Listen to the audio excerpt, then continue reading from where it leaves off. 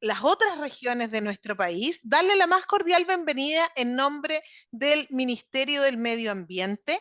Agradecemos a quienes se han conectado. Estamos partiendo con los 5 minutos de buena crianza, como decían, ¿cierto? De espera a quienes pudieron retrasar un poquito para conectarse. Agradecemos que se hayan conectado. Tenemos harta convocatoria de profesores, comunidad escolar, educadores ambientales, amigos, colegas profesores, jardines infantiles, consultoras también desde que asesoran a colegios en los procesos de certificación. A todos y todas, siéntanse muy bienvenidos en esta tarde para que podamos hablar sobre la ley para la naturaleza. Este es un encuentro, es un ciclo de encuentros que hemos estado gestionando desde el Ministerio del Medio Ambiente, pero tiene foco especial a las comunidades educativas. Por lo tanto, el foco es las personas que se dedican y nos dedicamos a la educación ambiental. Por lo tanto, agradecer nuevamente a las profesoras y profesores educadores que están hoy día congregados en esta actividad.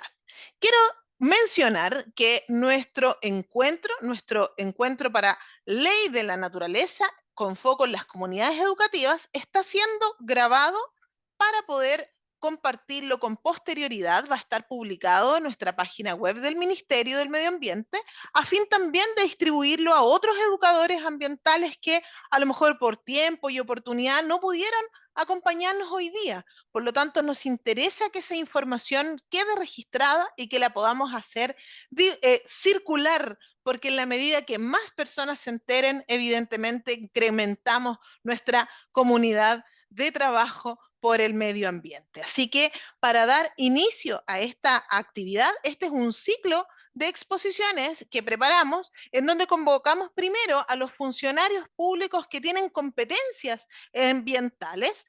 Luego una segunda jornada fue con funcionarios de corte municipal para llegar a escala local a contar ¿de qué se trata la ley para la naturaleza? Y hoy día es nuestra tercera jornada en donde a las comunidades educativas nos interesa tener un espacio para aclarar dudas, para presentarles de qué se trata en qué consiste esta ley para la naturaleza y cómo repercute en nuestra educación ambiental y en nuestro futuro. Por lo tanto, la idea es que podamos interiorizarnos a partir de las exposiciones que vamos a compartir. Tenemos dos invitados.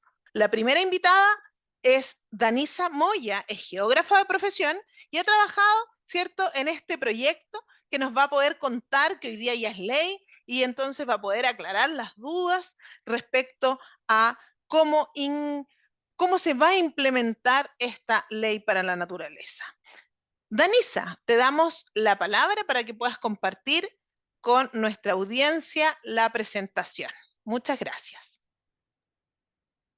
Gracias, muchas gracias Karen por la presentación y por la palabra. También agradecer la presencia hoy día de quienes nos acompañan, principalmente profesores de distintas comunas del país. La presentación que les hemos traído hoy día, estamos en un escenario que la ley del SBAP ya fue aprobada en el Parlamento y está en sus últimos trámites administrativos para efectivamente convertirse en ley, ser publicada en el Diario Oficial y que comience a regir en sus distintas disposiciones. Desde que fue aprobada la ley, como nos comentaba Karen, comenzó un proceso de socialización en distintos niveles y profundidad. Hoy día, también en nuestro trabajo en conjunto con la División de Educación y Participación Ciudadana del Ministerio, quisimos hacer este webinar enfocado en educación. ¿Qué contempla en educación la ley del SBAP? Ahora, esta presentación y los instrumentos que les voy a mostrar es un poco empezar a hablar de futuro. La ley se tiene que entrar en vigencia, el servicio implementarse. Generalmente la implementación lleva unos 3 años, pero finalmente son elementos que llegan para quedarse, para ponerlos a su disposición, para que lleguen también a las comunidades escolares. Entonces es un poco entrar en un escenario de futuro y lo que pueda servir para sus comunidades. Diciendo esto, voy a comenzar con la presentación. Voy a comenzar a compartir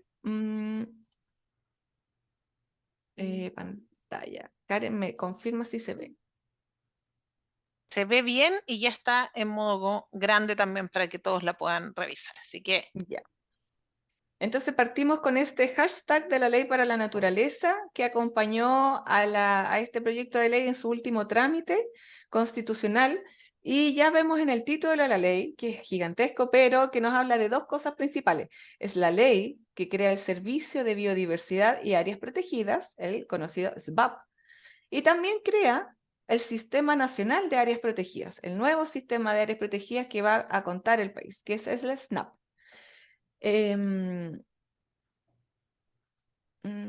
Entonces, ¿qué es el SBAP? Este nuevo servicio público que se va a encargar de la conservación de la biodiversidad dentro y fuera de las áreas protegidas. Es independiente, descentralizado, es decir, va a tener presencia en las distintas regiones, tendrá personalidad jurídica y patrimonio propio, y su principal instrumento de conservación va a ser este Sistema Nacional de Áreas Protegidas. Vamos a hablar un poco de la importancia de la ley. Va a permitir conservar y gestionar las áreas protegidas con una mirada sistémica, resolviendo la dispersión administrativa, vamos a hablar un poco de eso más adelante, e integrando las áreas terrestres y marinas en un solo sistema. También fortalecerá a los guardaparques, ya que en el proceso de discusión de la ley parlamentaria se pudo lograr un acuerdo para aumentar el número de guardaparques más que duplicarlo, lo que actualmente existe. Ese fue un gran acuerdo que se logró, de hecho, en enero de este año. También es una condición habilitante para un compromiso país, que es el Marco Mundial Kunming-Montreal por la biodiversidad, que una de sus metas más conocidas es la meta 3 del 30 por 30, a través de la cual los países se comprometieron a proteger un 30% del país. Si bien nosotros ya tenemos un 20% aproximado de conservación por áreas protegidas, nos falta avanzar todavía un 10%, especialmente en aquellos ecosistemas que están menos representados en nuestro sistema de áreas protegidas. Pero cómo avanzar es muy difícil porque se debe hacer en las regiones con mayor cantidad de habitantes, menos suelo estatal. Entonces, para poder avanzar en este desafío, también esta ley nos entrega instrumentos que algo alcanzaremos a ver dentro de esta presentación. Y otro punto muy importante de esta ley es que fue un compromiso de gobierno desde de las últimas cuatro administraciones, y también, por supuesto, dentro del actual presidente del gobierno, Gabriel Boric. Y ahí nos habla de una política entonces de Estado transversal y que logró entonces concitar el apoyo de muy diversos sectores por justamente la protección de la biodiversidad. Finalmente, también es un compromiso de Chile frente a la OCDE, que en los últimos desempeños de evaluación ambiental nos recomendó poder completar nuestra institucionalidad ambiental. Esta ley llega a Chile o llega a nuestro país en un contexto de crisis de biodiversidad. Y cuando hablamos de crisis de biodiversidad, que es algo que sucede en nuestro país, pero también en todo el mundo, hablamos que hay un número importante de ecosistemas y de especies que se encuentran en categorías de amenaza, es decir, que se encuentran en estado crítico o en peligro o vulnerable, y la pérdida de biodiversidad aumenta esta pérdida a un ritmo no registrado antes en la historia, y que además también tiene efectos para la economía. De hecho, fue considerado por el informe de riesgo global del Foro Económico Mundial uno de los 3 mayores riesgos globales, ya que nuestras economías, medios de vida y bienestar dependen de la naturaleza. También es una ley que llega en un contexto de crisis climática. Bueno, todos tenemos conocimiento de este fenómeno en el cual estamos inmersos y cuál es la relación de la biodiversidad y que nos puede apoyar o ayudar a enfrentar de mejor manera la crisis climática.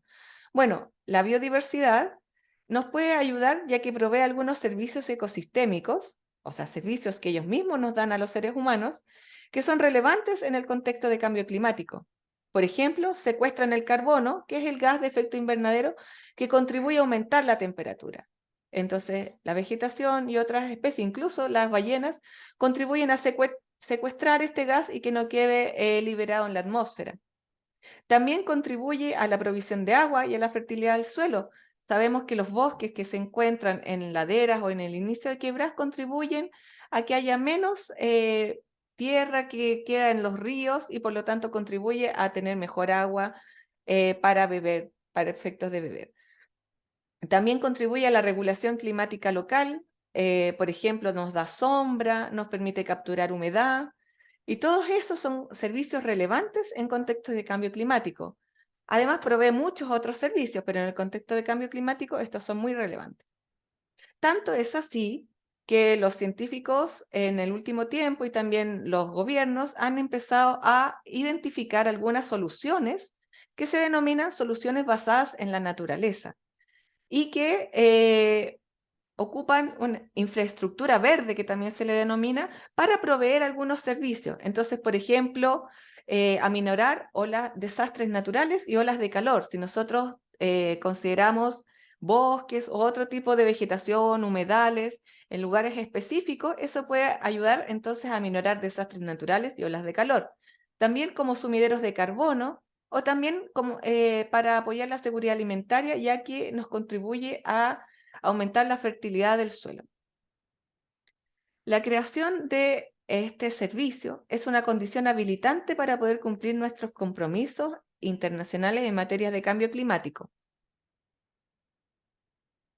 Como yo les comentaba, este es un paso histórico que se viene dando, o sea, que se viene luchando por este paso hace mucho tiempo. En el año 2010, cuando se crea la nueva institucionalidad ambiental a través de la Ley 20.417, se estableció una estructura nueva para el medio ambiente. El Ministerio del Medio Ambiente, que antes no existía, el Servicio de Evaluación Ambiental, el SEA, la SMA, los tribunales ambientales que antes no existían, comienzan a existir a través de esta ley. Y en esta ley también se establece que debe crearse el Servicio de Biodiversidad y Áreas Protegidas, el cual finalmente entonces está dando el paso de completar la institucionalidad ambiental a través de la aprobación y pronta publicación de la ley. Ha sido una muy larga tramitación desde el año 2010 en adelante y específicamente desde el 2014 cuando ingresa el segundo proyecto que es el que finalmente ve la luz. Entre medio hubo en el año 2016 una consulta indígena, fue revisado por comisiones de trabajo, de medio ambiente, de agricultura, tanto de la Cámara de Diputados como la Cámara de Senadores. Se tuvo que resolver muchos nudos y muchos intereses en conflicto, puesto que era básicamente la administración del territorio y cómo se balanceaba la conservación con los usos actuales y futuros. Y finalmente, en el año 2023, inicios del 2023, se logra un nuevo informe financiero que aumentó considerablemente el financiamiento para el servicio. Y en el año 2023, el 14 de junio, hace un par de meses atrás, finalmente se aprueba en el Congreso. Principales características de la ley. Entonces, como yo les comentaba, hoy en día hay distintos tipos de áreas protegidas que se encuentran repartidos en distintos ministerios. Están las áreas del SNASP en CONAF, parques y reservas marinas en Cernapesca y Subpesca, áreas marinas costeras protegidas de múltiples usos en el MMA, Santuario de la Naturaleza entre el MMA y el Consejo de Monumentos Naturales, Ministerio de Bienes Nacionales que tiene los bienes nacionales protegidos. ¿Esto qué trae como consecuencia? Que en un lugar cercano pueden haber áreas, pero que no se puede compartir ni el patrullaje, ni el monitoreo, ni los planes de manejo porque correspondían a distintas instituciones. Entonces, a través de este servicio se va a evitar esa duplicidad y se va a poder manejar de manera integrada y dar una mayor eficiencia al gasto público, que siempre además es muy esquivo para la conservación. Entonces, a continuación vamos a ver algunos tópicos de la ley SBAP 21.600 que pueden ser de utilidad en el ámbito de las comunidades escolares y de los establecimientos escolares que están certificados, es decir, están muy avanzados en el tema de educación ambiental. El primer instrumento de la ley del SBAP es este Sistema Nacional de Áreas Protegidas, el SNAP. Recordemos que es un área protegida, es un área que está limitada, gestionada y cuyos objetivos son de conservación de la biodiversidad. También una pregunta recurrente es ¿qué pasa con las áreas protegidas del SNASP o con CONAF? Bueno, estas áreas protegidas van a seguir existiendo y van a pasar a formar parte del Sistema Nacional de Áreas Protegidas del SNAP y serán administradas por CONAF hasta que el servicio esté completamente, el nuevo servicio del SWAP esté en completa operación. Otra pregunta que también suele aflorar es si CONAF va a seguir existiendo. Sí, CONAF tiene múltiples tareas que aborda hoy en día. Recordemos, por ejemplo, todas las tareas que debe abordar con respecto al fomento forestal o manejo del fuego forestal. Esas competencias van a quedar en competencia de CONAF y las va realizando. Entonces van a existir estas entidades y la diferencia es que una vez que esté establecido el nuevo servicio, las áreas protegidas del SNASP van a pasar a formar de este sistema integrado. ¿Cuáles son las categorías del nuevo sistema? El nuevo sistema tiene 6 categorías, que son estas bolitas que vemos en verde y celeste.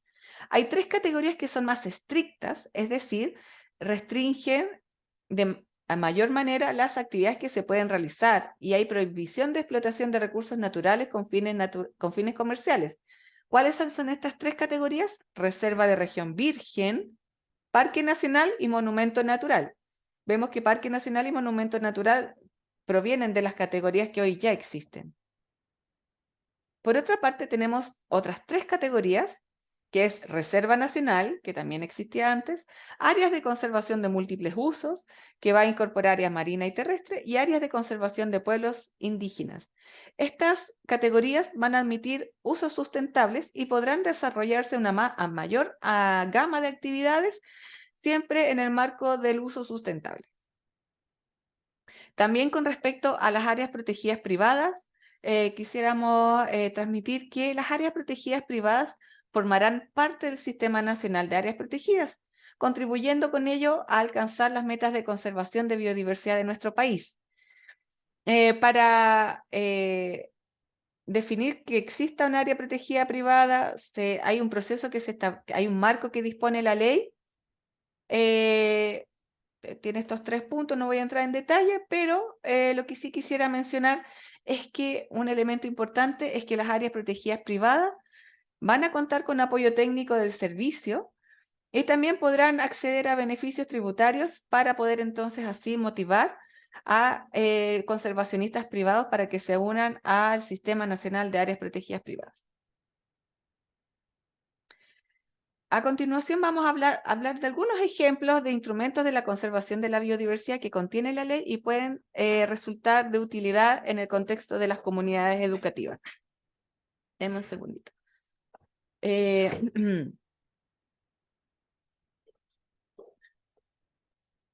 Instrumentos de conservación de la biodiversidad.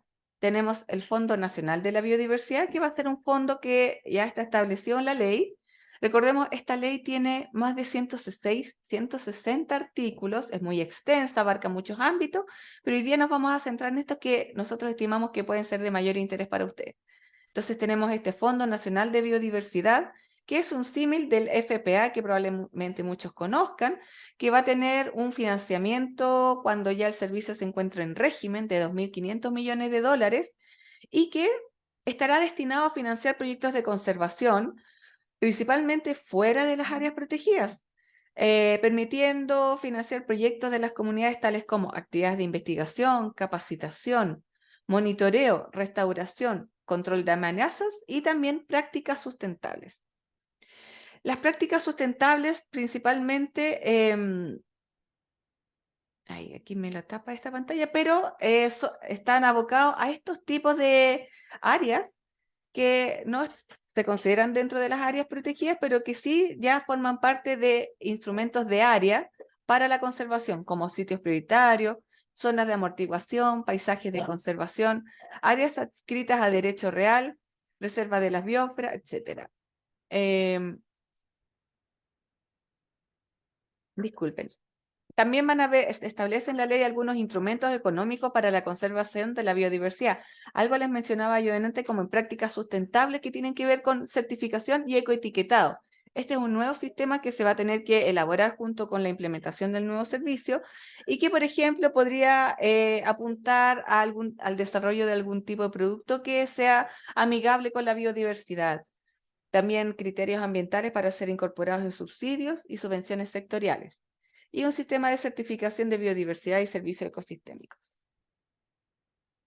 Otros instrumentos que establece la ley se refiere, por ejemplo, a información y monitoreo, generando un sistema de información y monitoreo de la biodiversidad que tiene por fin permitir tomar decisiones basadas en información, pero también dar a la comunidad, recordemos que estamos en un contexto del país que ya se ha comprometido con el convenio de Escazú y apunta a entregar la información y bajar las barreras de acceso para los estudiantes, para las comunidades y que la información de la biodiversidad, de los inventarios, del monitoreo, pueda llegar a las distintas personas del país.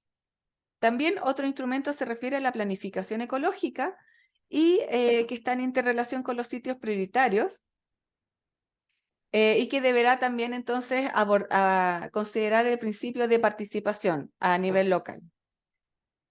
Con respecto a la conservación de ecosistemas, hay varios instrumentos nuevos, como clasificación de ecosistemas según estado de conservación, porque hay ecosistemas que se encuentran amenazados, esta unidad grande de ecosistemas se encuentra amenazado porque está a punto de desaparecer. Quedan algunos pequeños retazos de tal ecosistema, entonces podrán ser identificados como ecosistemas amenazados y tener planes.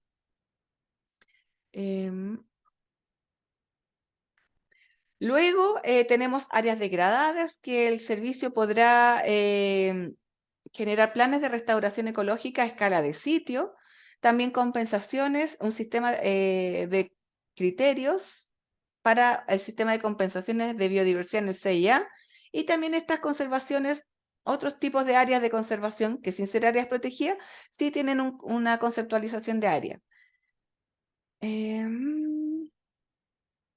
Estas últimas dos láminas se refieren específicamente a la educación en la ley SBAP. Entonces vamos a diferenciar en dos grandes líneas. Primero, principios y segundo, algunas funciones del servicio. En cuanto a principios, hay tres principios que son relevantes y que debemos recordar, porque dado que esta es una implementación a futuro que va a irse generando progresivamente de aquí a 3, 5 años, pero debemos recordar y les quiero transmitir que estos son principios que serán orientadores en la implementación y en el quehacer del nuevo servicio. Principio participativo.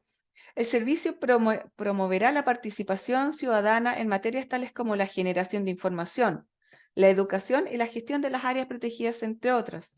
El principio de información, como les comentaba anteriormente, haciendo eco de promover el acceso a la información de la biodiversidad y de los servicios ecosistémicos. Y principio de valoración también de servicios ecosistémicos. Si bien no está relacionado directamente con la información o con la educación, tiene que ver con que para las comunidades ciertos ecosistemas pueden proveer servicios, tales como servicios intangibles o culturales, o quizás en actividades, o que hay un cierto relacionamiento, una guía o una cercanía, una conexión con los sitios. Esa valoración se podrá hacer valer porque es uno de los principios de este nuevo servicio. Ahora, entrando más en lo práctico, algunas funciones del servicio relacionadas con la educación. Algo vimos del sistema de información y monitoreo del SBAP, también del Fondo Nacional de Biodiversidad entramos en detalle. También otro instrumento que contempla y función que contempla el servicio se refiere a fomentar la educación, sensibilización, información sobre especies exóticas invasoras. Y también este es un elemento que aparece en la ley, lo voy a leer tal cual. Dentro del artículo 70, también estarán exentos de pago de tarifa los estudiantes de establecimientos educacionales que se encuentren realizando actividades asociadas a la educación ambiental y los miembros de la Asociación de Guías y Scouts de Chile. Dado que también la educación siempre está buscando posibilidades que ayuden a realizar actividades con el menor gasto posible, esta es una instancia que servirá cuando esté implementada. Y en general tiene una función el servicio específica que dice promover, apoyar y ejecutar acciones de educación, sensibilización, información, capacitación y comunicación sobre el valor de la biodiversidad, sus amenazas y la relación con el cambio climático. Entonces, en un escenario virtuoso, las distintas unidades de áreas protegidas y también las distintas instancias regionales de áreas protegidas podrán ser un soporte para las acciones relacionadas a la difusión y educación sobre el valor de la biodiversidad. Sabemos que la biodiversidad ya es un concepto del currículum y qué mejor que poder contar también con una institución que pueda generar información y también respaldarla. Creo que hasta acá estamos llegando. Karen, muchas gracias a todos por escuchar y vamos a entregar la palabra Muchas y la gracias. pantalla. Eso, si nos dejas de compartir, así nos podemos observar de mejor manera.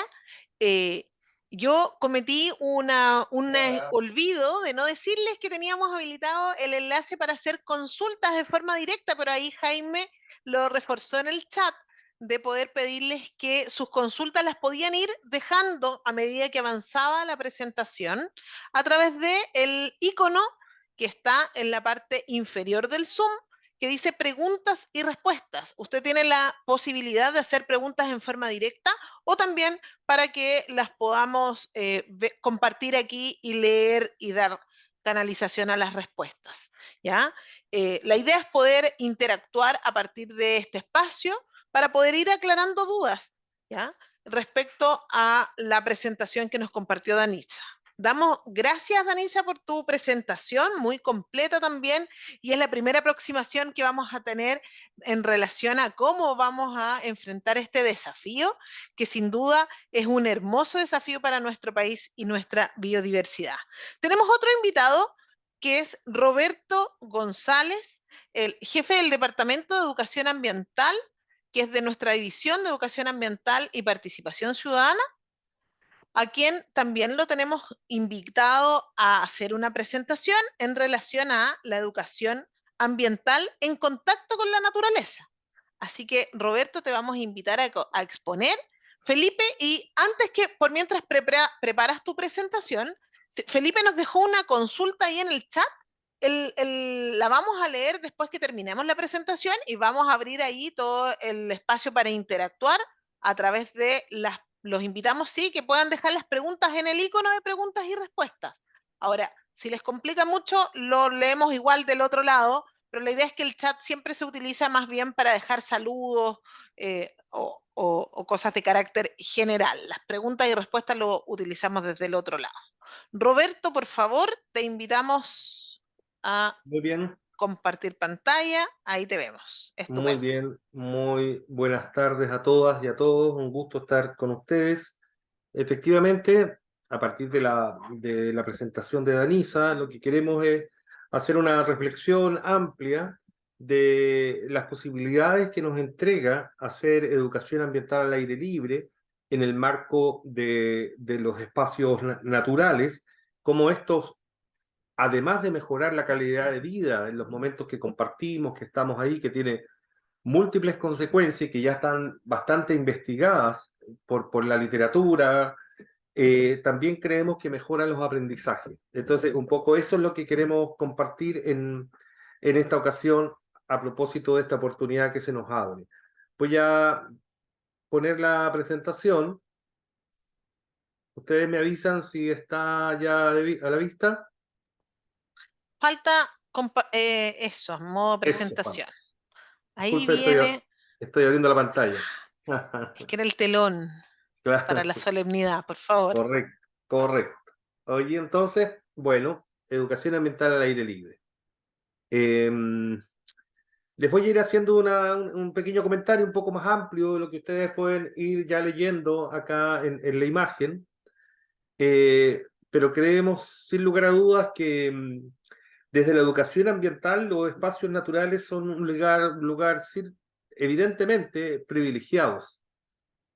Dentro de ellos, las áreas protegidas nos entregan conocimiento y nos permiten encontrar con nuestro patrimonio natural. Yo creo que eso es algo bien importante. Cuando tenemos contacto con la naturaleza, uno, nos damos cuenta de que formamos parte de un todo, ¿eh? Si ustedes han estado, podrán recordarlo.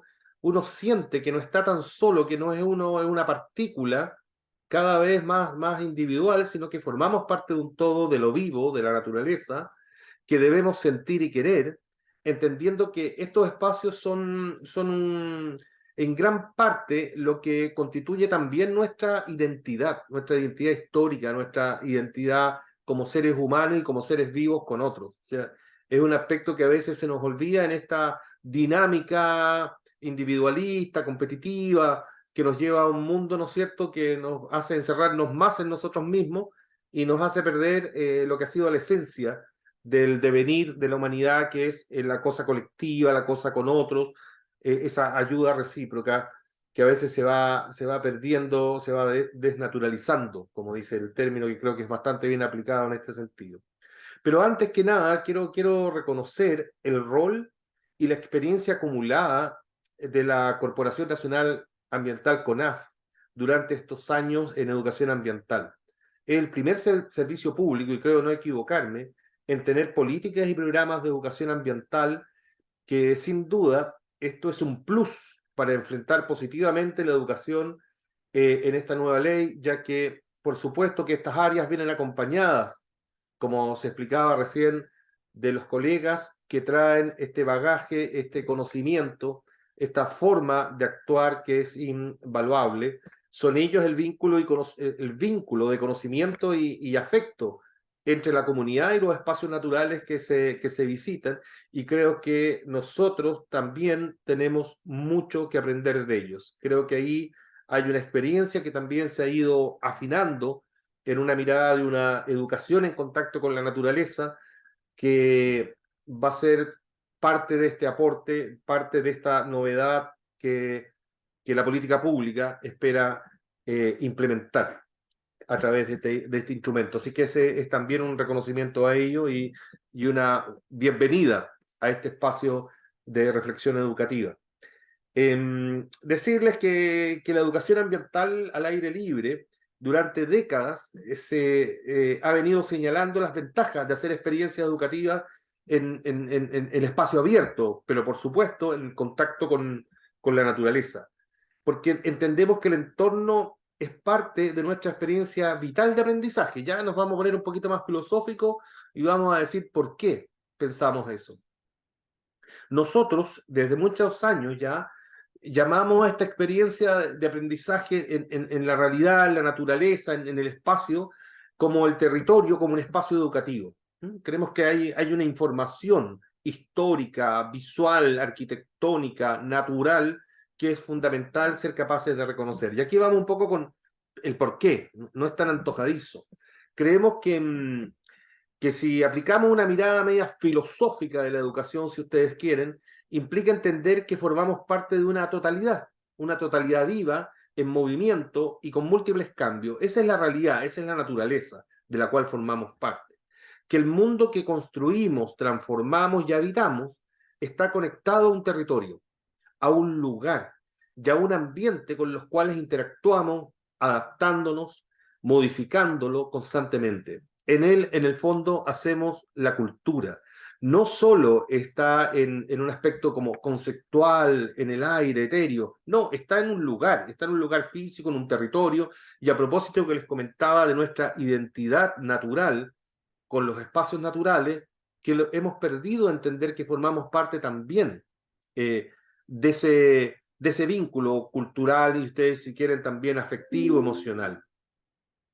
Entonces, formamos parte de un todo. ¿Ah? Y cuando nos damos cuenta que formamos parte de un todo, también podemos darnos cuenta que hay que cuidarlo, pues pertenecemos a él, somos parte de él, no es algo ajeno, no es el día que nos transportamos en un vehículo a ese espacio natural, sino que ahí nos damos cuenta que siempre hemos pertenecido a él y que la dinámica en la vida moderna nos ha hecho, ¿no es cierto?, perder el vínculo.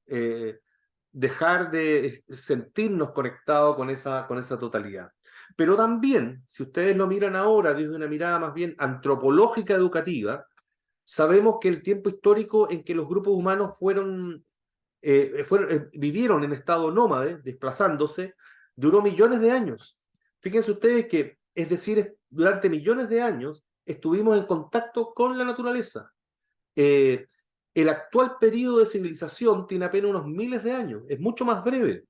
Esto nos indica que nuestro sistema nervioso, cognitivo, emocional y las principales destrezas adquiridas en nuestra evolución se formaron en desplazamiento junto a otros. Miren el detalle, estábamos en movimiento mientras aprendíamos y estábamos con otros. No estábamos solos conquistando el mundo, sino que estábamos con otros, con grupos, y estábamos desplazándonos. En ese proceso se fue dando todo este ejercicio inicial de aprendizaje y que también lo hemos dejado sin valorar, sin reconocerlo en la actualidad.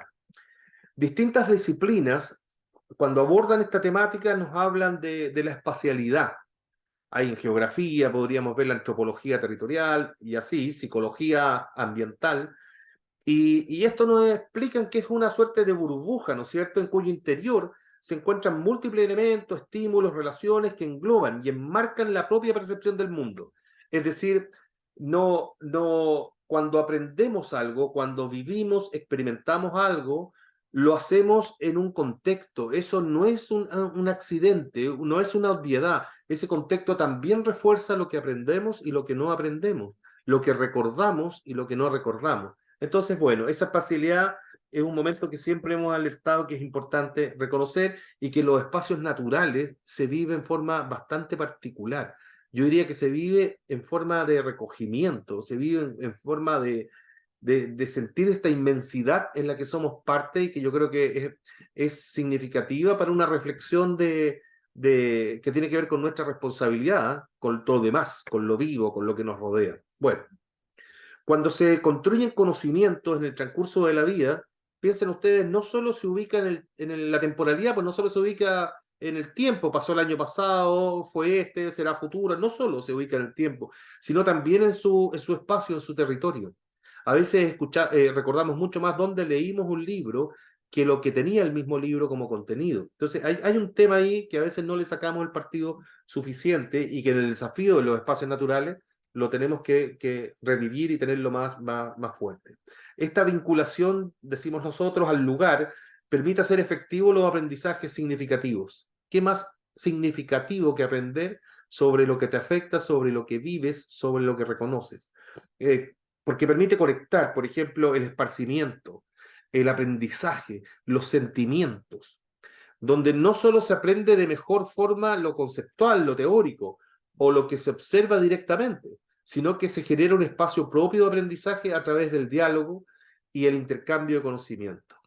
Podemos afirmar que el contacto con el medio permite formar a niñas y niños y jóvenes lazos de identidad en su espacio local, y por ahí la literatura comenta también, la investigación, quiero decir, de que se construyen lazos de comunidad. Fíjense ustedes, hacer una clase que permite incorporar ciencias naturales, matemáticas, literatura, en espacios abiertos, en estos espacios naturales que tendremos la oportunidad ahora de construir juntos, genera mayores aprendizajes. La didáctica y modelos formativos, entonces, ya que estamos hablando entre profesores, que incorporan esta variable espacial donde se genera el aprendizaje, implican un esfuerzo de visualizar el lugar de vida y reconocer espacios diferenciados de aprendizaje, donde podemos observar en el territorio oportunidades para trabajar contenidos educativos que se busca alcanzar, especialmente desde una mirada interrelacionada e integral. Hace algunos años hicimos una experiencia nosotros de escuelas al aire libre, y junto a CONAF en su momento, y fue una experiencia bastante interesante. Los profesores iban previamente y generaban planificaciones de aula donde incorporaban sus contenidos. Imagínense ustedes en una mañana de clase, son distintas asignaturas. Entonces, ¿cómo integrar ellas en un espacio natural, en un espacio abierto, y aprovechar ese día con un espacio de recreación, ¿por qué no? Pero también educativo. Entonces, ahí hay una experiencia interesante que podemos tratar de revivir, de reconectar. Bueno, les decía que hay que pensar en esta didáctica que entienda esta espacialidad desde lo natural, por supuesto, también lo cultural y lo social, contenidos que están en ese territorio. Durante estas últimas décadas se han acumulado muchas investigaciones que hablan de las ventajas que se generan al estar en espacios naturales. Y aquí tengo algunas de ellas que ustedes también, y están por supuesto también sistematizadas en la literatura.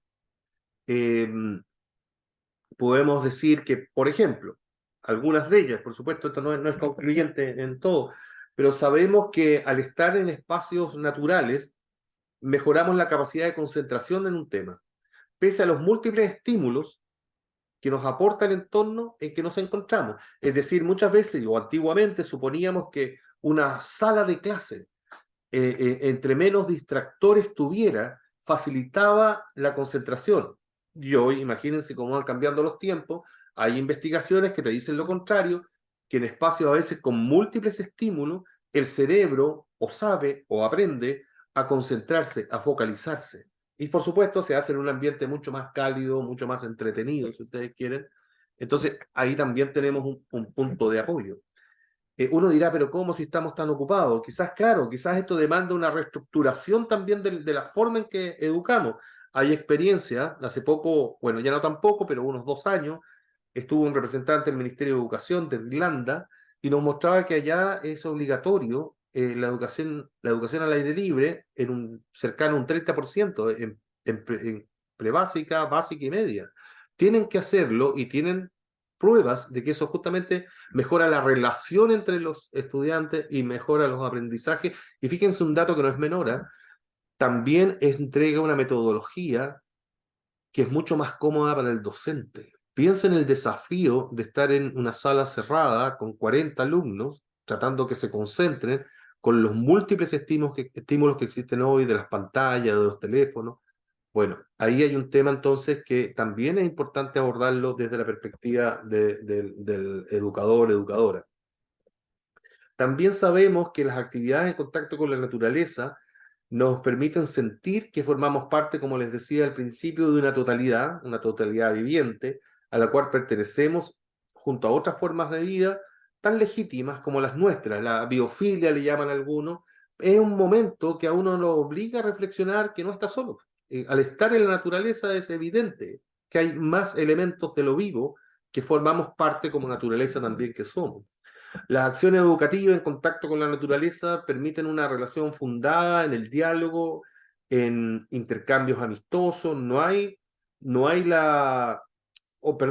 La investigación señala que contribuye a crear comunidad. Fíjense, ese no es un dato menor. Cuando se ha probado que cuando ustedes en una sala cerrada piensen que aula etimológicamente era patio, era espacio abierto. Hoy no. Cuando se hace una pregunta, cuando hay una discusión y una pregunta bastante formalizada, ¿estaría correcto lo que digo? ¿Iré a hacer el ridículo? ¿Se van a reír? No sé, puede ser, ¿no?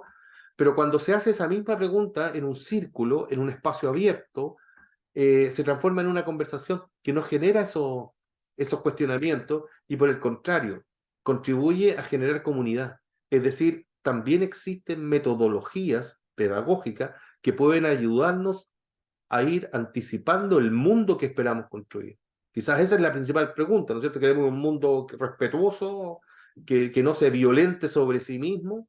¿O queremos un mundo y que nuestro arsenal pedagógico vaya permitiendo construir con unas características distintas a lo que estamos observando hoy, que justamente sé que para nadie es de su agrado? Las acciones educativas en contacto con la naturaleza permiten una relación fundada en el diálogo, les decía, y en el intercambio amistoso, y es estas formas pedagógicas que hacía referencia recién. Permite romper con la monotonía y el gris de las ciudades y sentir colores, olores y sensaciones de paz. Fíjense ustedes que hay mucha literatura que hoy habla desde la psicología con el tema del déficit de la naturaleza, depresiones, pérdida de perspectiva, sentirse un poquito desanimado, sin esperanza, más aún al ver las crisis globales, la triple crisis ambiental, ¿no es cierto? Cambio climático, pérdida de biodiversidad, contaminación. Chupaya, parece que hacer, mejor quedarse sentado en la casa y no actuar. Bueno, ahí hay algo que es importante, que en estos espacios naturales podemos recuperar la confianza o por último recuperar la necesidad de tener que contribuir en la medida de lo posible a parar la contaminación y a generar espacios de mitigación que nos permitan seguir nosotros y los que vienen viviendo en un mundo relativamente agradable. Hoy sabemos que patologías visuales propias de los adultos como la miopía son cada vez más frecuentes en los niños. Y lo que sucede es que cuando tienen miopía siendo niños, es mucho más aguda siendo adultos. Esto antes no se observaba. Hay poblaciones de 30, 40 y más porcentaje de niños que empiezan a tener miopía y recientes estudios que se hicieron en una conexión entre varias universidades, China, Australia, Estados Unidos, Alemania, concluyeron que además de las pantallas que tienen su propio tema, es por la falta de luz solar, de estar al aire libre. A lo menos los niños y niñas y jóvenes y todos debiéramos estar a lo menos 2 horas al aire libre. Y ustedes saben, el sol, la vitamina D, también los trastornos, la depresión, pero ahora sumémosle esta miopía. Es decir, si uno se empieza a dar cuenta de todos estos detalles y los trata de agrupar, se da cuenta que tiene que ver con lo que al principio conversábamos, que la pérdida de contacto con la naturaleza no es un simple detalle de la modernidad, sino que es una ruptura con aspectos biológicos de nuestra salud corporal. Fíjense ustedes, miopía ahora, un nuevo regalo que nos aparece por esto de estar tan encerrados tanto en el colegio, en el jardín, como en la casa. De ahí esta experiencia que les comentaba, que nos contó a nosotros de Irlanda, es tan importante de ir estudiándola, de ir observándola. Cómo mejoramos a veces muchos de los conflictos que se generan en materias de educación y de relaciones interpersonales en un espacio cerrado, abriéndolo a espacios abiertos. Por ahí nos han contado mucho, por ejemplo, el contacto al tener huertos que disminuye la violencia. Si el huerto lo permite, imagínense ustedes si lográramos tener los presupuestos, tener los apoyos para lograr que nuestros estudiantes tengan un mayor contacto con estos espacios naturales. Y un aspecto fundamental es que permite indagar y con ello conocer nuestra flora y fauna. Ahí estamos llegando a un punto clave, ¿no es cierto?, del sentido de nuestras áreas protegidas y avanzar en la toma de conciencia de la necesidad de su cuidado y protección. Nuestra flora y nuestra fauna tenemos que lograr que también se sienta como parte de nuestra identidad. A veces tomamos elementos identitarios de cosas muy superficiales y aquí, sin lugar a dudas, tenemos algo de sustantivo, de más sentido. Bueno, eso como a modo de reflexión y como les decía, ustedes y los docentes acá presentes, yo sé que incluso en el patio de la escuela, en el patio del jardín, van estableciendo estas características. Yo diría que para hacer completo la buena nueva de poder centralizar en un solo organismo a profesionales, a servicios, a experiencias educativas en nuestras áreas silvestres, tenemos que darle un uso que permita también construir una sociedad más sustentable, más equilibrada y hacer uso presencial en ellos y hacer experiencias recreativas y educativas de compartir con otros resulta esencial para dar el cierre preciso a esta nueva ley. Eso, Karen, muchas gracias. Muchas gracias, Roberto, por estas reflexiones que nos invitan a replantearnos la relación con la naturaleza. Tenemos varias preguntas aquí en el chat.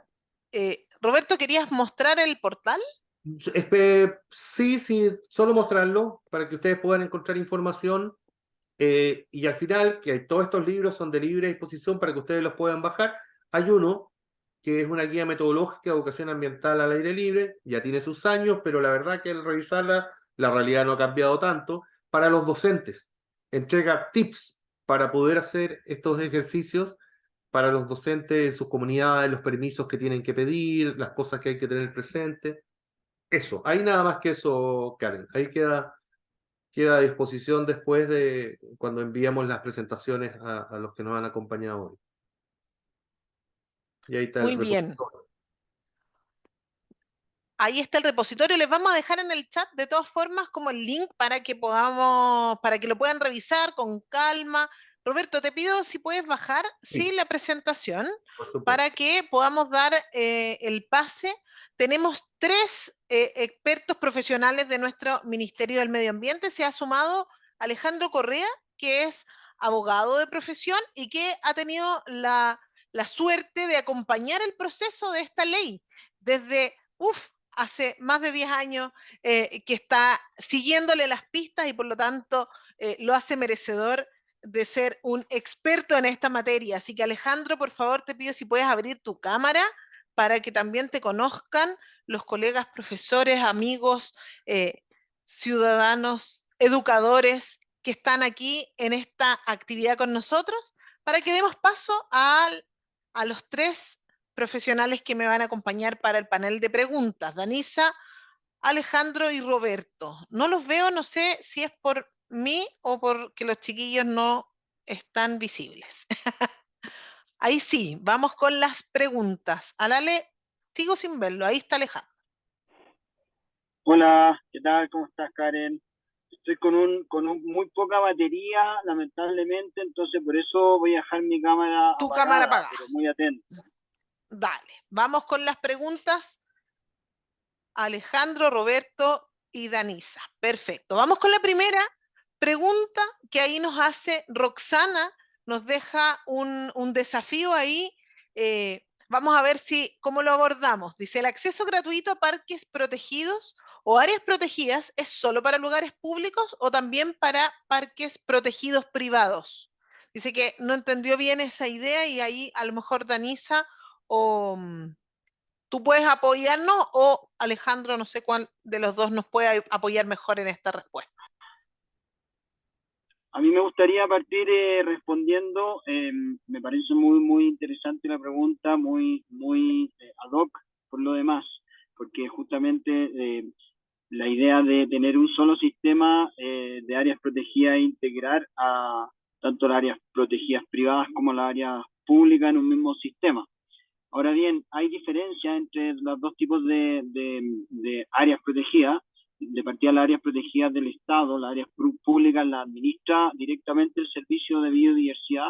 En cambio, las áreas protegidas privadas las van a administrar sus propietarios o los terceros que ellos designen.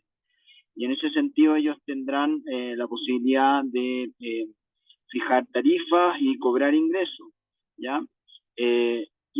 Pero muy relevante también, una pregunta que salió por ahí y que hay texto, digamos, expreso en la ley, que respecto de las áreas, de la tarifa de ingreso a las áreas protegidas del Estado, se establece una exención para que puedan entrar en forma gratuita los estudiantes y aquellas personas que vayan en función de una actividad educativa perteneciente a una institución o establecimiento escolar y también para gente que hace grupos de Boy Scout, etcétera. Hay una referencia especial para que se incentive de esa forma el ingreso gratuito a las áreas protegidas del Estado y por otro lado el tema de las áreas protegidas privadas, la idea es que el servicio pueda dar directrices, ¿no es cierto?, para que los precios y las tarifas de ingreso no sean, digamos, un desincentivo a acceder a las mismas.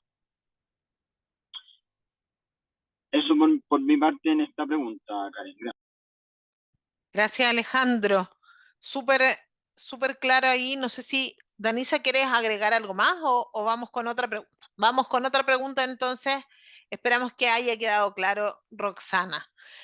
Tenemos un saludo más bien de Graciela Machuca, que nos decía que le costó un poquito entrar porque venía desde un colegio de la Antártica chilena, es la encargada de sustentabilidad, así que por ahí Yo creo que vale la pena el reconocimiento porque es una educadora al aire libre y por lo tanto agradecía también esta instancia, así que queríamos darte el saludo. Vamos con la pregunta de Arnoldo Carmona, que dice, en las costas, los salvavidas y trabajadores de playa, concesionarios, armada, son muy importantes para la educación ambiental, ya que la gente por lo general nos pregunta y pasar tanto tiempo en la naturaleza da cierto conocimiento que de ser reforzado sería muy útil para turistas y personas que habitan el lugar. Vamos con Roberto ahí si parte Roberto y posteriormente si quiere agregar algo a Danisa. Perdón, ahí estaba. Sí, sí, mira, por nuestra, o sea, absolutamente correcto. Nosotros no tenemos un programa específico, quizás justamente estas instancias permiten reflexionar sobre áreas que hay que reconocer y actuar. Me refiero, por ejemplo, a todo el tema de educación ambiental en playas. Hay trabajos en términos más generales, pero creemos que justamente ahí hay actores que son interesantes, para tenerlos presentes. No es un trabajo que se esté haciendo en este momento, pero solo puedo decir que tomamos apunte para ver cómo podemos contribuir y fortalecer esa participación. Súper, Alejandro quiere complementar. Gracias, Roberto. Sí, muchas gracias Karen, también agradecer a Roberto, muy inspiradora su presentación.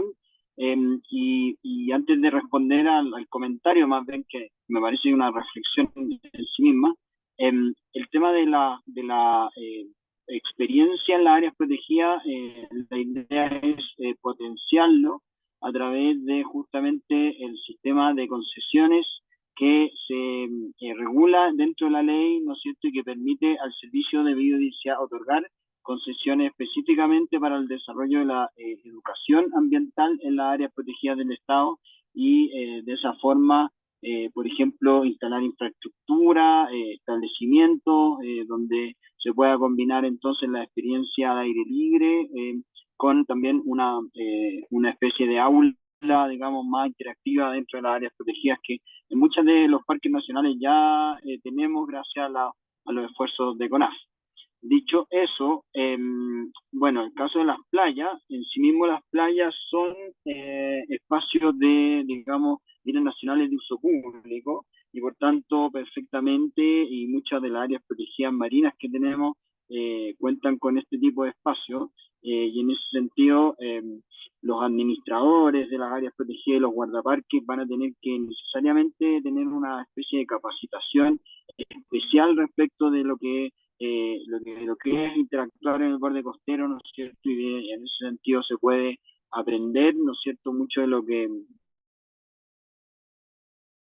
había o también gente de la Armada, y la idea ahí es trabajar colaborativamente con ellos, incluso integrando, por ejemplo, salvavidas al mismo servicio en calidad de jornales transitorios en las temporadas estivales cuando hay áreas protegidas con playas, ¿no es cierto?, y que la gente va a visitar.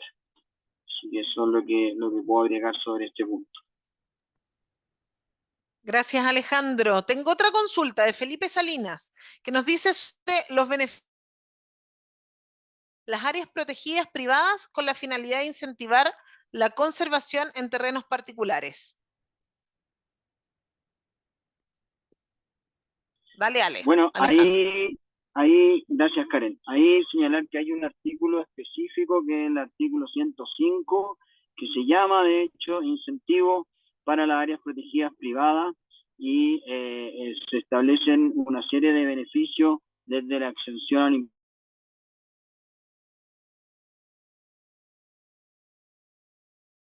bonificaciones, por ejemplo, para postular al Fondo Nacional de Biodiversidad, que financia proyectos de conservación fuera de las áreas protegidas del Estado, es decir, puede ser dentro de áreas protegidas privadas.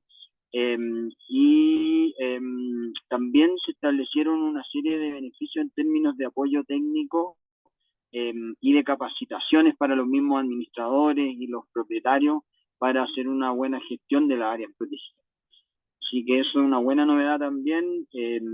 Fue solicitado por el grupo, el gremio de iniciativas privadas de conservación, que se llama así Conserva Chile, y que quedaron bastante satisfechos con ese tipo de incentivos. Súper, gracias Alejandro. Marcia Maldonado nos pedía ahí que dejemos material. Decirle sí a Marcia que dejamos en el chat los vínculos para que puedan conocer nuestra página web y que puedan descargar esta información y por supuesto también hacerla circular entre otros educadores que quieran acceder a ella. Roberto, también tengo otra pregunta para usted, de Magdalena Sosa, que dice, según la Ley de Educación Ambiental, ¿qué es exactamente lo que deben cumplir los colegios?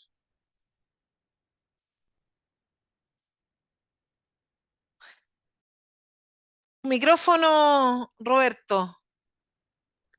Esa era la respuesta. Ah, No, Magdalena, te comentaba de que aún no tenemos una ley de educación ambiental, esperamos tenerla.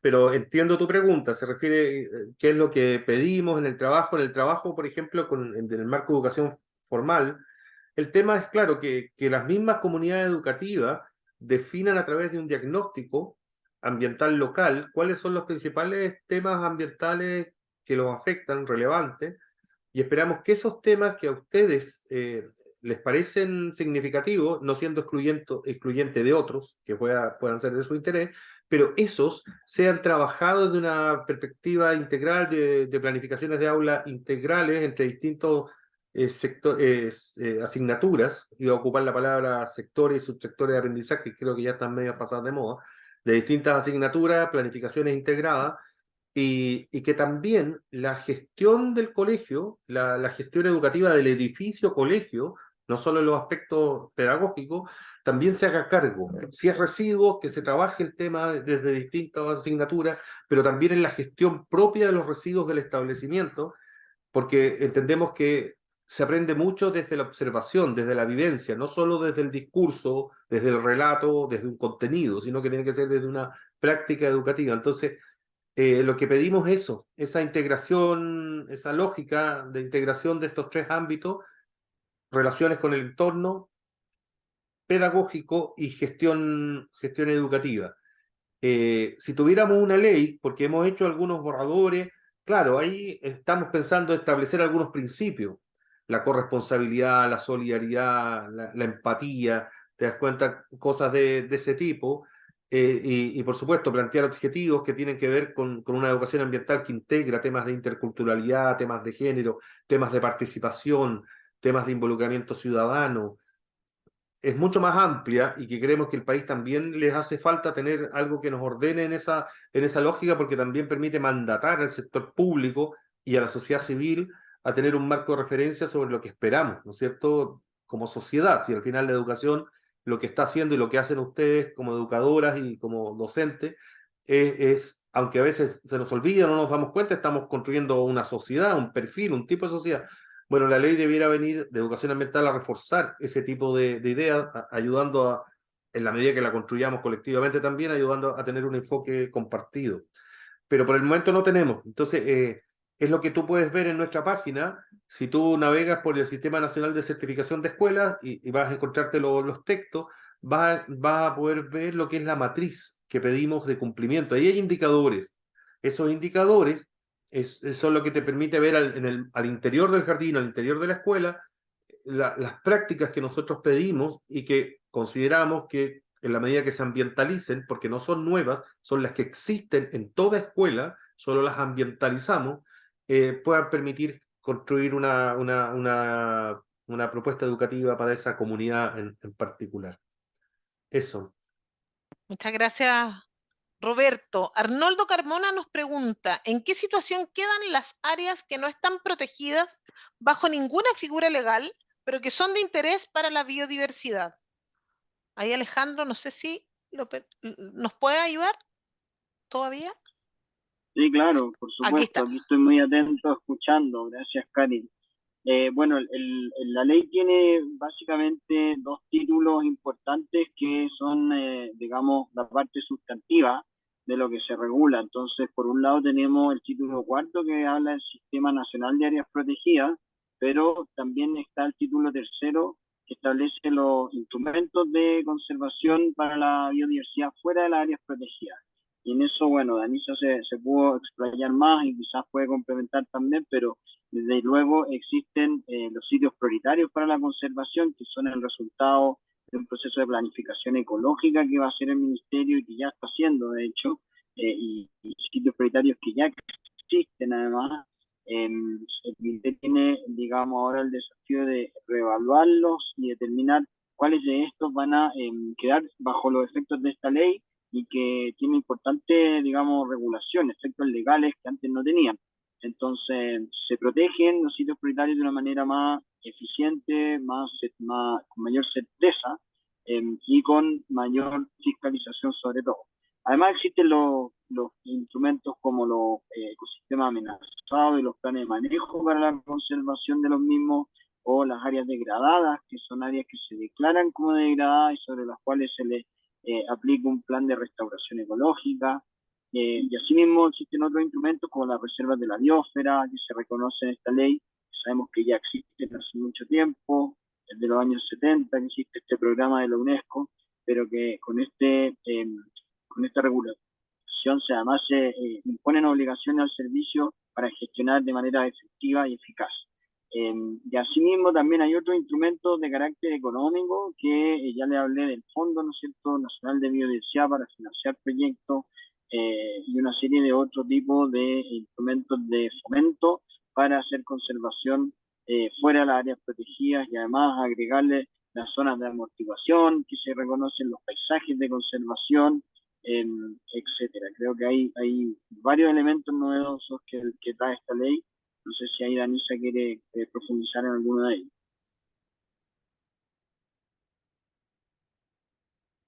Danisa, Sí, yo quisiera hacer una mención general cuando decimos que hay áreas que no son áreas protegidas, pero son importantes que sean relevadas o sean gestionadas.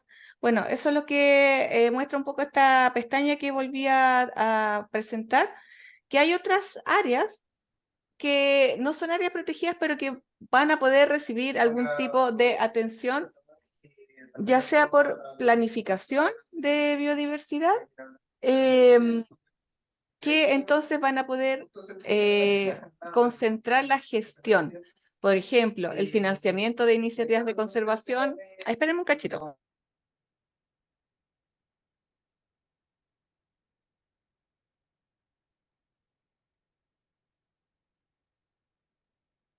En ese escenario y ver otro escenario. Karen, te voy a dejar porque como que yo creo que se nos mezcla la voz. Pero finalmente es como hay otros instrumentos que pueden ir llevando distintos tipos de apoyo, ya sea económico o de gestión. ¿Ya?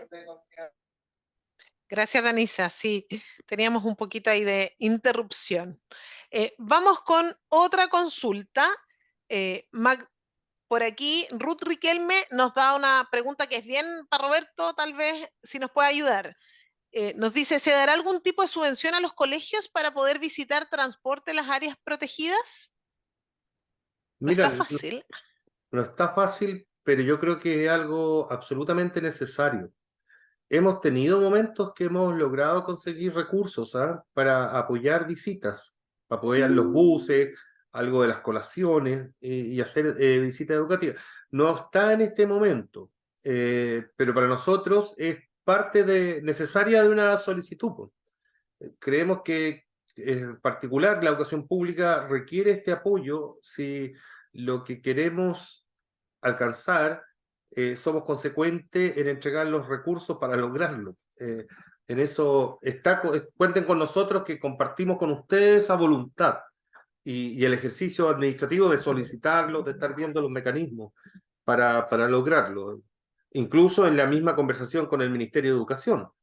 Pero es una necesidad mezclar las dos cosas. Nos sumamos, nos sumamos. Sí, Alejandro, claro. ahí desde lo jurídico nos puede dar luces, a ver.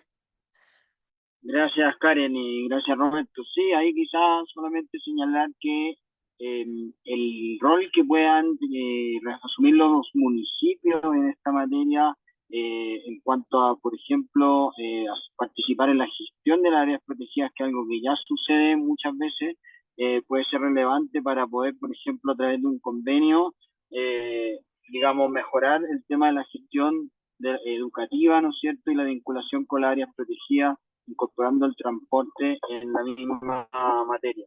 Entonces, me parece que por ahí puede haber un canal, y si no también dentro del el tema de las concesiones de desarrollo de educación ambiental o de turismo, incluso se le puede imponer como obligación al concesionario que preste un tipo de beneficio de esta naturaleza, de fomentar, ¿no es cierto?, y colaborar en el transporte de establecimientos educacionales a las áreas protegidas.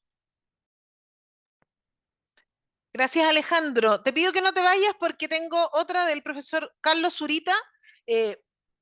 Inventé, parece que en mis recuerdos, que es profesor, pero no lo dice, así que para ser transparente no lo dice ahí, así que si no es profesor me puede corregir don Carlos Zurita. El Fondo Nacional de Biodiversidad permitirá entregar apoyo monetario a proyectos de investigación científica escolar dentro del Sistema Nacional de Áreas Protegidas.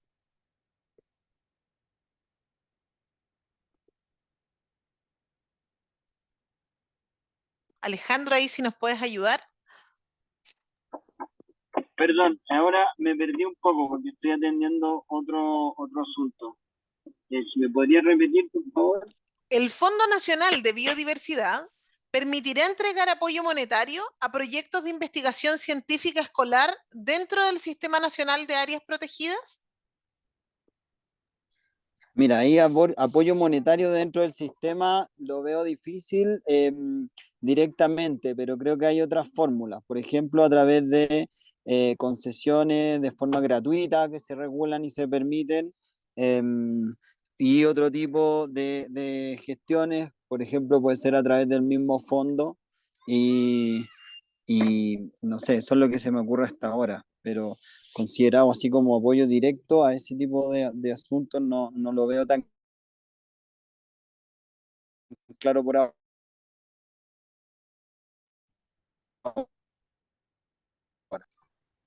Danisa, ahí si nos puedes complementar. Gracias, Karen. Sí, para como redondear la pregunta, recordemos que el Fondo Nacional de Biodiversidad apunta a financiar iniciativas de conservación o investigación fuera de áreas protegidas.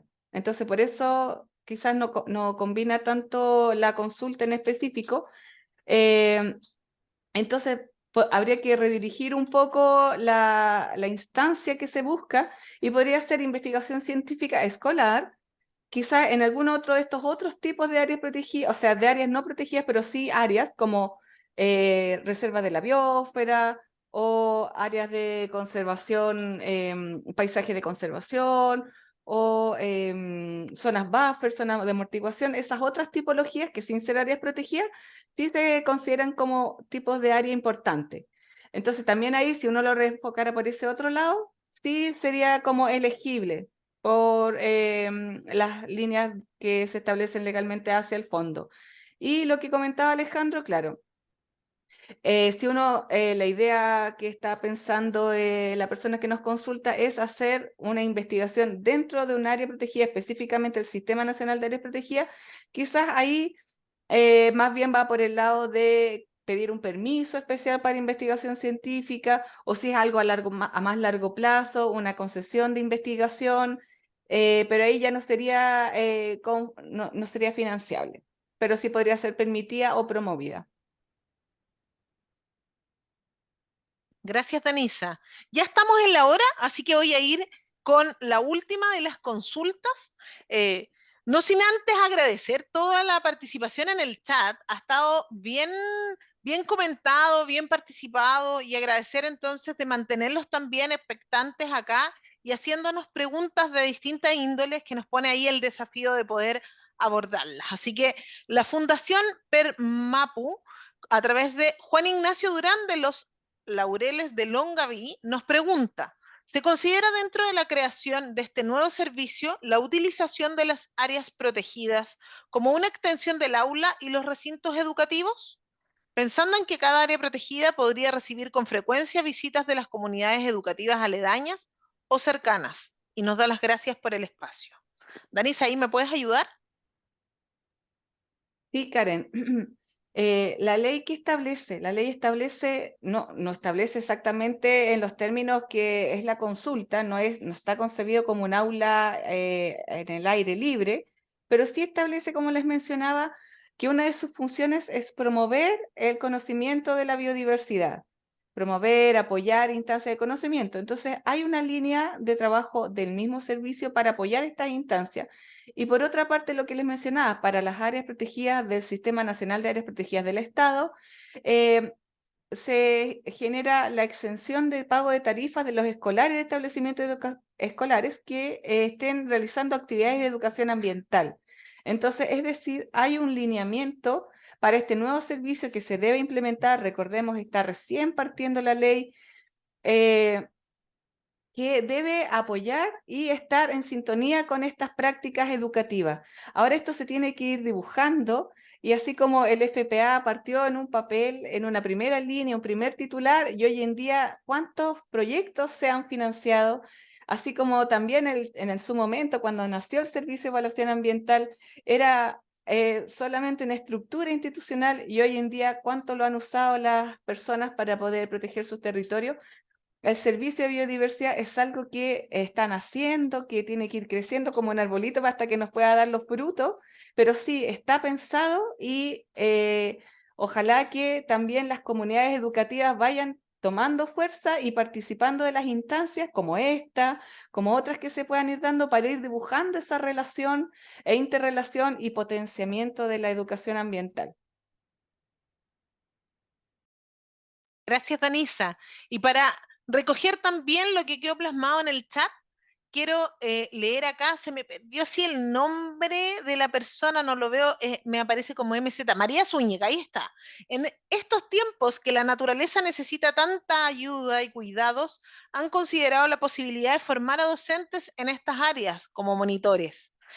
Yo creo que es una pregunta, reflexión esperanzadora. Ahí, Roberto, Oye, ayúdenos. nosotros, sin lugar a dudas, pues, piensen que lo que ustedes están escuchando hoy, que es nuevo, para nosotros también. Entonces, como educación ambiental, y los que nos conocen saben que llevamos la Academia de Formación Ambiental Adriana Hoffman, que de hecho ahí tenemos algunos cursos, o hay uno que se dio hace muy poco tiempo, unas semanas, diría yo, de educación ambiental al aire libre. Quizás nosotros también debemos aprender y reestructurar enfoques para formar profesores en esta línea, con lo que tú nos señalas.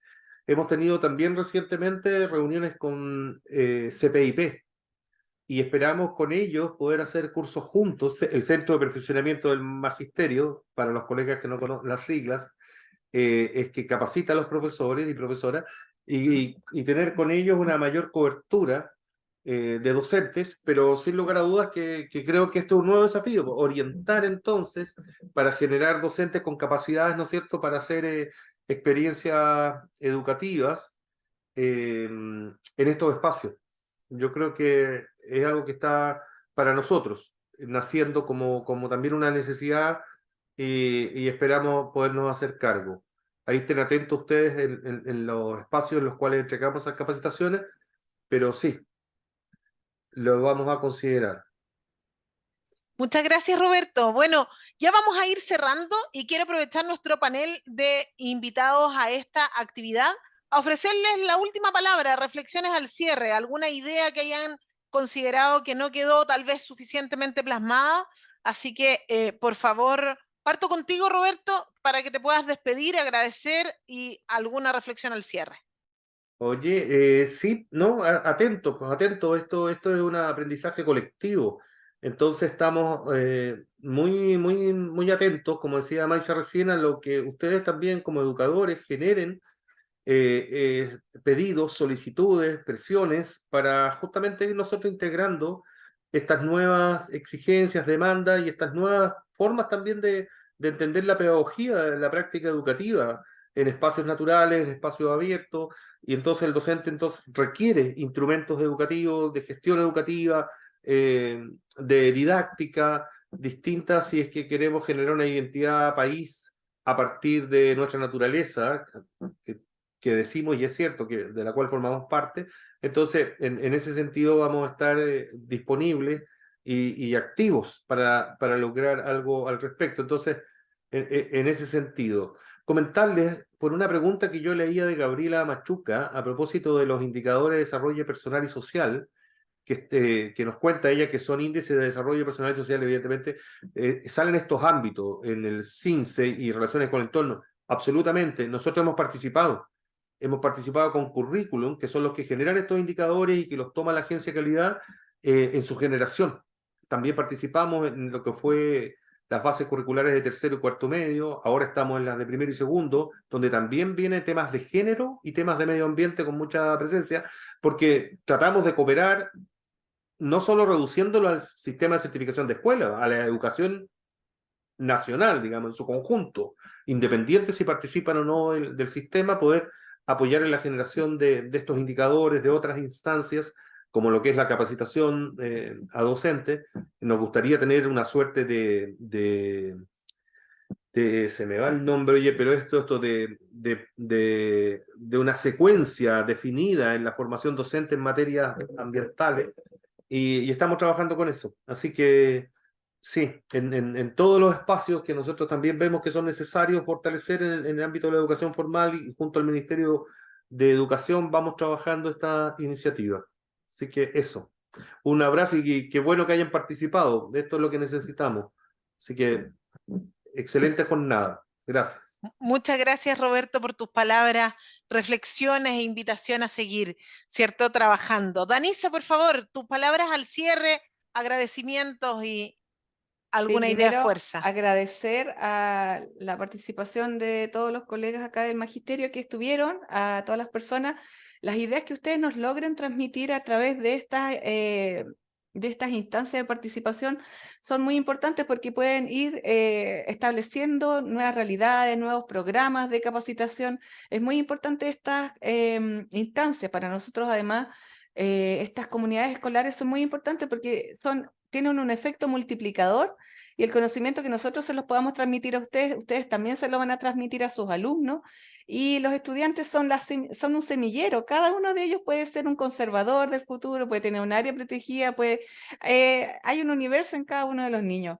Así que para nosotros es muy importante este efecto multiplicador que puedan tener con ustedes. Y las últimas dos palabras al cierre es que es un mensaje de asociatividad, que tanto siempre desde el medio ambiente estamos con los recursos escasos, quizás también desde la educación también, pero si vamos juntándonos todos, como en el caso que sé yo, pedir apoyo en la municipalidad para el transporte, el SBAP que cuando esté instalado va a poder liberar de la tarifa, el ministerio que hace un poquito, entonces el llamado es asociarse y por ahí ir juntando los recursos que cada institución pueda ir dando con las necesidades de ustedes y poder generar un camino de esperanza a los niños para ir generando un futuro lo más positivo que se pueda en nuestro escenario actual.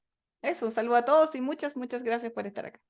Gracias, Danisa, también por tus palabras al cierre. Por supuesto que seguimos aquí avanzando. Alejandro, también queremos darte el espacio de despedirte y agradecer a nuestra audiencia.